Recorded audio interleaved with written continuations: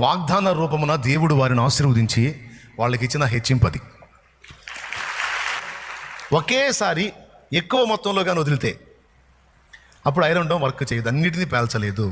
అది కొన్నిటిని టార్గెట్ చేసి డ్యామేజ్ చేసేసరికి కొన్ని జనాల మీద పడితే పోతారని 20 నిమిషాల వ్యవధిలో 5,000 రాకెట్ బాంబులు అందారు.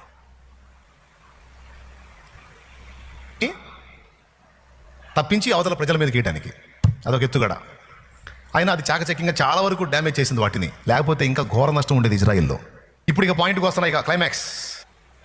ఇక వాళ్ళని అక్కడి నుంచి తొలగించడం ఎవ్వరి వల్ల కాదు. ఇకపోతే ఇప్పుడు రష్యా ఉక్రెయిన్ యుద్ధం మీరు చూశారు, ఇప్పుడు ఇజ్రాయెల్ పాలస్తీనా యుద్ధం మీరు చూస్తున్నారు. ఇప్పుడు ఇజ్రాయెల్ పాలస్తీనానే కాదు, ఇందులో సిరియా ఎంటర్ అయింది, లెబనాన్ ఎంటర్ అయింది, ఇంకా కొన్ని ఎంటర్ అయినాయి, జరుగుతుంది. ఇప్పుడు ఈ యుద్ధాల్లో వేల మంది, అంతకుముందు యుద్ధంలో లక్షల మంది ఈ యుద్ధాల రూపంలో చనిపోతున్నారు. ఊళ్ళే ధ్వంసం అయిపోతున్నాయి. బాయ్ పెద్ద పెద్ద భవంతులే ధ్వంసం అయిపోతున్నాయి. ఆ ధ్వంసం అయిపోయినటువంటి పట్టణాలను తిరిగి కట్టుకోవాలంటే ఇప్పట్లో అయ్యేది కాదు, అట్లా అయిపోతున్నాయి. ఇప్పుడు ఎక్కడైతే ఆ యుద్ధ బీభత్సం ప్రజలు చూశారో అక్కడ ప్రజలు ఏం కోరుకుంటారు? మాకు ఇలానే యుద్ధాలు కావాలని కోరుకుంటారా?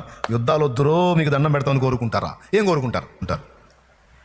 ఇదంతా భవిష్యత్తులో ఎలా అయిపోయిందో తెలుసా? దేనికి నాంది పలికిద్దో తెలుసా? ఈ యుద్ధాలు జరుగుతాయి. ఇప్పుడు కొంతకాలం జరిగిన తర్వాత ఆగిందనుకో, మళ్ళీ కొంచెం గ్యాప్ తీసుకొని మళ్ళీ స్టార్ట్ అయింది. అర్థమైందా? ఈ జరిగే పరిణామాలన్నీ అరబ్ దేశాలన్నీ కలిపి ఒక్క దేశంగా, అన్నీ అంటే ఉన్న దేశాలన్నీ కాదు కానీ అరబ్ దేశాలు ఒక 10 దేశాలు అనుకోండి, ఈ ఖండంలో తప్ప సపోర్ట్ చేయడానికి ఏముండదు. ఇజ్రాయెల్ పక్షానికి ఆ దినాన సపోర్ట్ చేయడానికి ఎవ్వరూ ఉండరు.